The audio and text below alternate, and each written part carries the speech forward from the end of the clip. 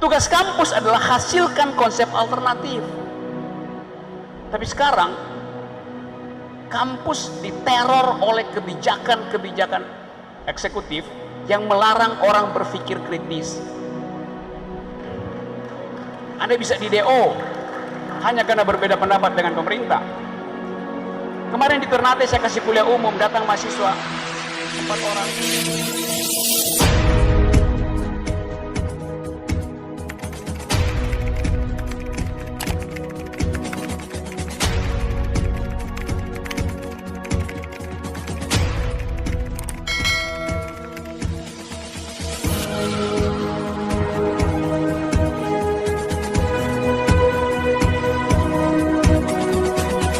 Assalamualaikum warahmatullahi wabarakatuh. Terima kasih saya diundang di sini. Anda mau saya ngomong di sini atau di sana?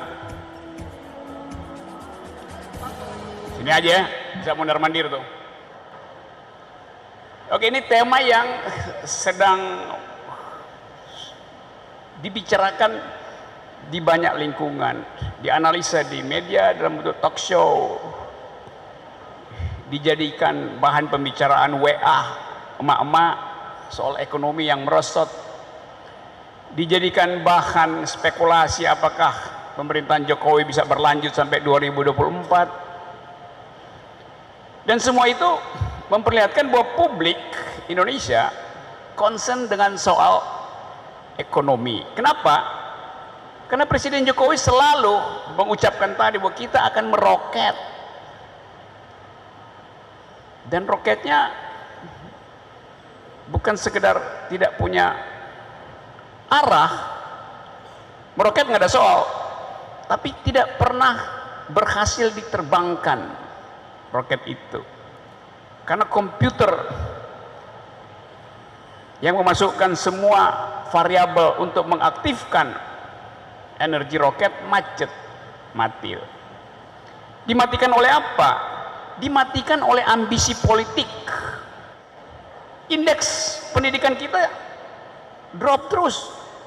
Kita dengan Vietnam sama-sama mengalokasikan 25% anggaran untuk pendidikan. Vietnam nomor 4 dari atas, kita nomor 4 dari bawah. Sama-sama keluarin 25%. Jadi apa soalnya? Pasti ketidakmampuan untuk membaca efek dari public policy itu. Jadi perintah pertama udah gagal. Cerdaskan kehidupan bangsa tidak terjadi. Perintah kedua, rawat fakir miskin. Terjadi enggak? Memang dirawat fakir miskinnya, karena itu jadi banyak. Bertambah kemiskinan.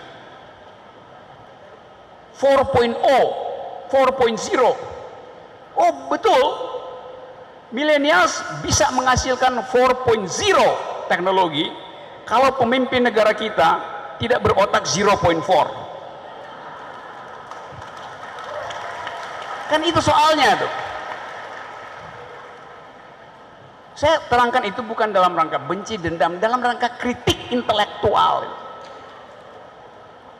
Anda lihat baru-baru ini millennials masuk istana, Presiden pamerkan, ini adalah pembantu-pembantu saya, millennials namanya, yang berpikir cepat.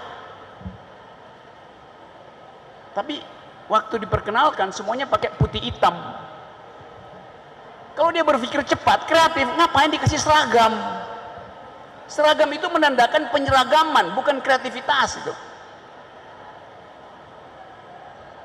Karena mau ikut cara-cara Amerika. Amerika itu ada yang namanya West Wing. Di samping kamar presiden ada sekumpulan anak muda yang berpikir cepat. Semua isu internasional di dalam 2-3 menit udah bisa tiba di kantor presiden.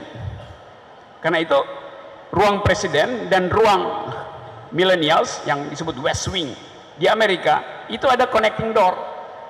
Jadi milenial bisa ketok aja, presiden ini ada problem apa? Virus Cina. Ini ada problem, Amerika berusaha nyerang Iran. Ada masalah, kira-kira bagaimana pembiayanya? Mungkin Amerika akan bebankan pada Arab Saudi karena Arab Saudi ketakutan kilang-kilang minyaknya diserbu oleh Iran. Presiden ambil keputusan cepat. Ini milenial di istana menunggu presiden panggil rapat. Jadi bukan inisiatif untuk mengajukan, itu konsepnya kacau. Milenials itu nggak perlu rapat karena ada kedaruratan informasi, maka dia boleh ketok pintu presiden, masuk dengan jeans, kalau bisa nggak usah pakai kaos kaki. Ini buat ketemu presiden dia mesti pakai dulu baju hitam putih supaya rapi. Isunya udah keburu kebakar, udah keburu hilang. Anda lihat cara kita bernegara. Kita copy paste model Amerika, tapi kulturnya tetap kultur feodal. Problemnya itu. Saya berharap di Makassar nggak ada cara semacam itu. Basa-basi segala macam. Keterus terangan yang kita perlukan. Jadi saudara-saudara, kita ada di dalam keadaan semacam itu. Ada global politics yang berubah. Ada ketidakmampuan membaca keadaan karena kapasitas berpikir yang terbatas. Dan ada kondisi sosial yang membarah tiap hari, yaitu kebencian antar manusia bertumbuh diam-diam di semua sudut kota di Indonesia itu. Saya mondar-mandir di seluruh Indonesia dan saya tangkap keresahan itu. Jadi kita di sini di ruang Muktamar Muhammadiyah berupaya menghasilkan konsep alternatif. Tugas kampus adalah hasilkan konsep alternatif. Tapi sekarang kampus diteror oleh kebijakan-kebijakan eksekutif yang melarang orang berpikir kritis.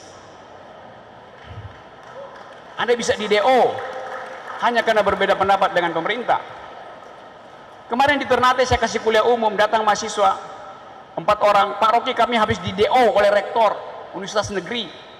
Kenapa? Karena kami demo tentang hak asasi manusia, tentang pikiran tentang hak asasi manusia, kasusnya Papua dan beberapa tempat. Saya tanya, kalian bodoh ya? Enggak Pak, IP kami bagus. Lalu kenapa kalian di DO? Saya nggak tahu, katanya hanya karena kami demo. Demonya pun di luar kampus. Jadi demo di luar kampus, rektor DO. Kan gila. Mahasiswa hanya bisa di DO kalau dia dungu, bukan karena dia demo.